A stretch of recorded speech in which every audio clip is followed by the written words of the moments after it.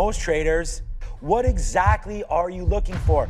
Often traders can be paralyzed sitting there looking for something to do. How we can narrow down that scanner list to give you the trades you're looking for. You got to think about how to get rid of market noise. You're going to have hundreds of alerts, up to 200 raw alerts, things that are gapping, things that are moving in the morning. And what you're trying to do is narrow it down to a few true opportunities or symbols that you're willing to trade, that are important. And it's all about how you can do that in a quick fashion with tools that should be readily available to you on any broker. Now, the first one, it's a no-brainer. It's gonna be RVOL.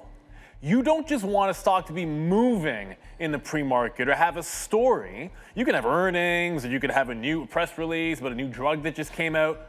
But if it's doing the same volume it did the day before, the week before, that's not a big deal. RVOL is going to take a 20-day rolling average usually and then tell you what number it is doing relative to that. So if it normally does 1 million shares and it's sitting at 1.5, you'll have RVOL of 1.5. Now what you want to do is set that to something like 2 so that you know when something shows up on your scanner as the gapper, you're not thinking about raw volume. You want relative volume. Relative volume means it will move more than normal. Relative volume means it'll be extra liquidity for you to be able to express your trades. An incredibly important thing to pay attention to. And the second thing you want to look at is a couple: price and ATR.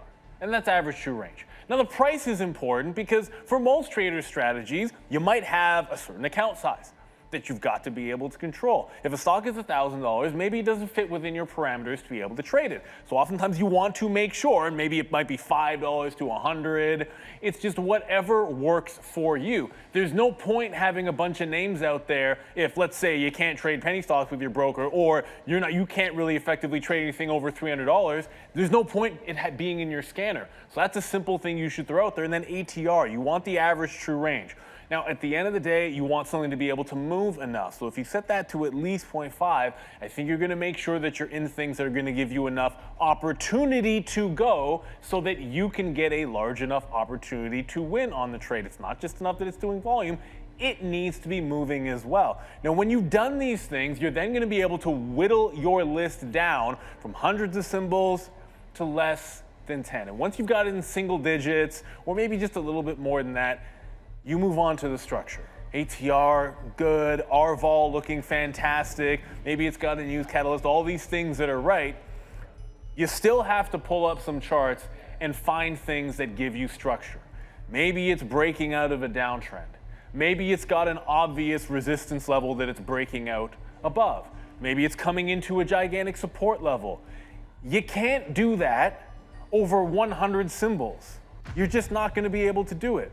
What you can do is go over the chart and go over those metrics and ideas on a few symbols. And that's why you whittle it down, so you can get down to the nitty-gritty of finding the best opportunity. So the first thing that happens is you want to make sure, run your scan filter. 3 settings that we talked about, those are the most important. From there, you've got to build your list. 3 to 5 tickers. A lot of times, you might have a few more than that by the time you get down to the charting, and then you whittle it to the best ones, your 3 to 5. Then you find some kind of a driver. You want to make sure news, earnings, if something that came up on your scanner is purely technical, well, it's not a bad idea to see if it has news on it. Does the news confirm the move, or is it against the move? You want to be in the know of something fundamental that could be going on in the stock. And then, of course, map your levels. It's important that it actually has technical reasons that you want to trade it. That's a great tiebreaker. I'd much rather be trading something which is gapping into a new range with a big breakout or breaking a trend than something which might be moving, but it's inside the same range it's been in forever. So you map those levels out there, add it to that final watch list, and this is how you can whittle down from hundreds of opportunities to just a few so you can narrow in on the best trades. That is how professionals whittle down your scanner so you can find the highest quality trades. Hopefully tomorrow you'll be in those positions that you want, not just what the scanner gives you. Get it down to those key aspects and you too will have a professional scanner.